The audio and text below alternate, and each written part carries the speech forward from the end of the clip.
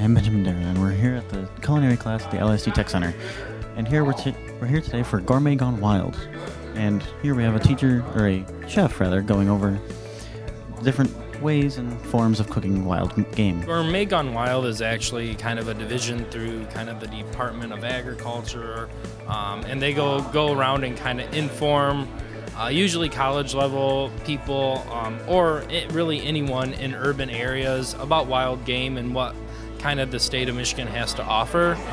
So many times we're used to the chicken, the pork, the beef, but really don't know about the venison, the pheasant, the wild game that Michigan has to offer. So they kind of go around and do educational demonstrations, series about what is out there for anyone to consume, really. There's so many products across Michigan that you just walk on daily that are actually consumable, edible, that you can eat.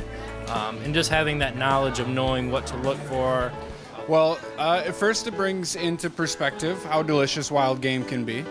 Typically, someone's first exposure to wild game is some donated venison that their uncle might give them or their aunt might give them. That might be freezer burnt and poorly packaged and maybe poorly cooked.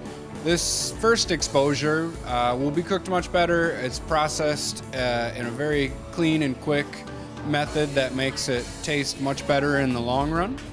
And with the recipes here, we help focus on the healthy sides of wild game. It's incredibly low in fat and cholesterol, but in order to make that taste delicious, you need to have certain tips and techniques, and it's helpful to share them with young, inspiring chefs. I'd really like to point out how rewarding hunting and harvesting can be.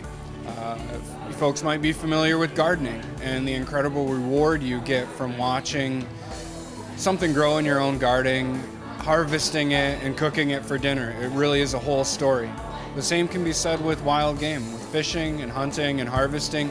You take a lot of your time into stalking the animal or finding where to hunt, and a lot of time in the woods, which is great for just mental reflection and your own inner psyche. And then you take a lot of time to harvest it and clean it.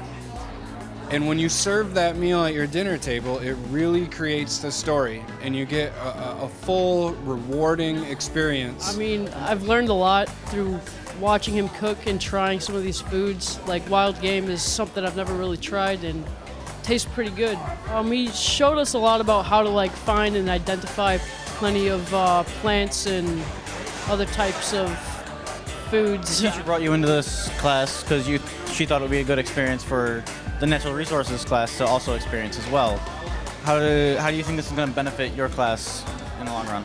I think it benefits our class because a lot of the natural resource stuff that we deal a lot with the animals and the plants that he used to cook. So it also kind of broadens our horizons on what future career we can go into and what else we can do with our class. This was definitely a fun experience. I honestly want to go home and try making some of this on my own. Probably won't because I'm a terrible cook, but yeah, definitely fun.